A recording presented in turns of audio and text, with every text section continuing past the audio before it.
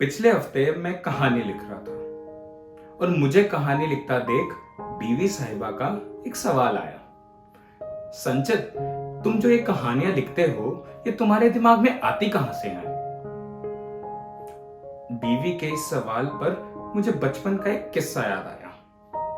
तो बात है कुछ 2 दशक पहले की, जब हमारे घर के पास वाले मंदिर के बाहर हर मंगलवार को भिखारियों का जमावड़ा लगता था और मैं हर मंगलवार को वहां प्रसाद बांटने जाता था। तो उस मंगलवार भी मैं प्रसाद बांटने गया और एक एक करके हर भिखारी को प्रसाद दिया। जब आखिरी भिखारी के पास पहुंचा तो उसे प्रसाद देके वापस घर की तरफ मुड़ा तो पीछे से सवाल आया, टॉफी खाओगे? अब इस बात पर मुझे माँ के कुछ क्लियर कट इंस्ट्रक्शंस याद आ गए थे। रास्ते में कोई कुछ भी दे, नहीं खाना। और मैंने मना किया और सीधा घर आ गया।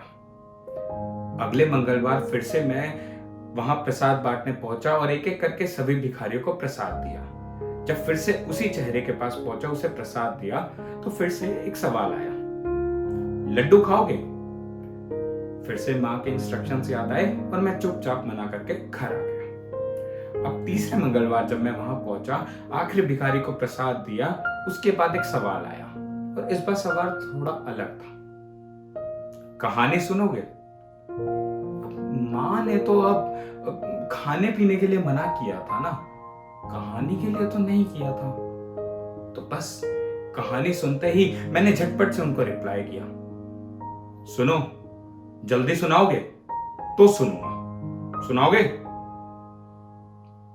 उन्होंने भी हंसते हंसते एक कहानी सुनी और कहानी थी एक माँ की, जिसने अपने 4 बच्चों को जन्म दिया और जन्म देने के बाद वो अपने प्राण त्याग गई। उनकी इस कहानी के बाद मुझे कहानी सुनने में मजा आने लगा और मैंने उनसे अगले मंगलवार की डील फाइनल कर दी और अगले मंगलवार प्रसाद देने के बाद बैठ गया उनके पास और इस बार कहानी सुनी एक वीर नारी की, जिसने अपने बच्चे को अपनी पीठ पर बिठाकर एक जंग लड़ी थी।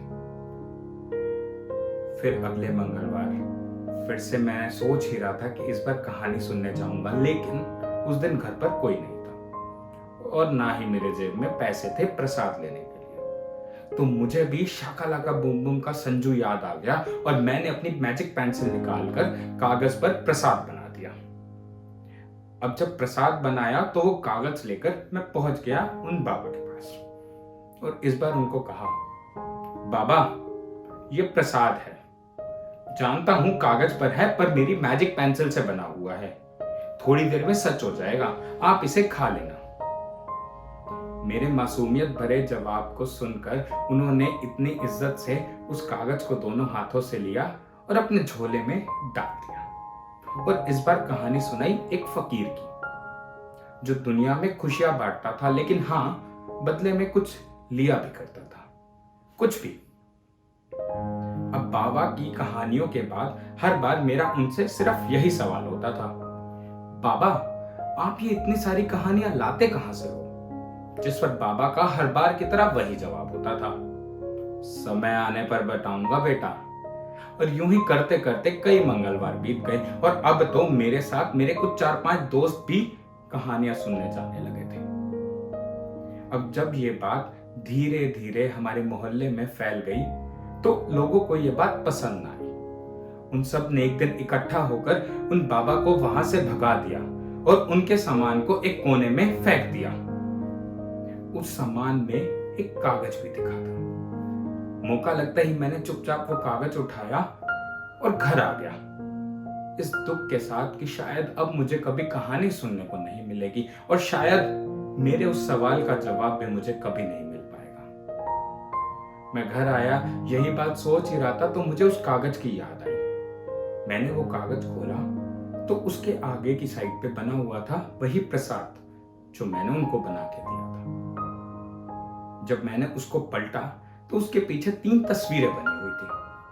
पहली तस्वीर थी एक बिल्ली की, जो लेटी हुई थी और उसके आसपास थे उसके 4 बच्चे।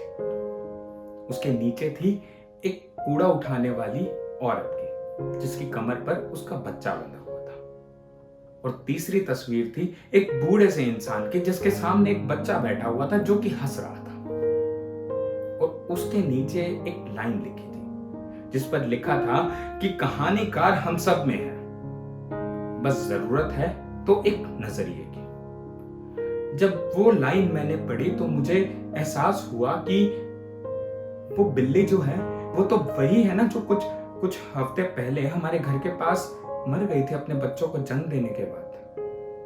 और वो औरत तो शायद हमारे घर का कचरा उठाती है अपने बच्चे को गोद में हर रोज लाकर। और वो बूढ़ा इंसान और बच्चा, वो बाबा और मैं ही तो है ना जो हर रोज मुझे वो कहानी सुनाते हैं और मैं खुश होता हूं। उस दिन इस बात का एहसास हुआ कि कहानीकार तो हम सब में है और हम सब कहानियों से घिरे हुए हैं, बस जरूरत है तो उसे पहचानने की और सही नजरिए से देखने की। इस बात पर बीवी साहिबा ने मेरी बात को काटते हुए और मेरे लहजे में ही मुझे कहा, तो जनाब बात सिर्फ इतनी सी है ना कि आप जो कहते हो कि कहानीकार सब में है, तो आपको तो मैं रोज अपने किस्से सुनाती हूं। अगर मैं उनको सही शब्दों में बुन दूं तो मैं भी तो कहानीकार हुई ना। क्यों हुई कि नहीं बताओ।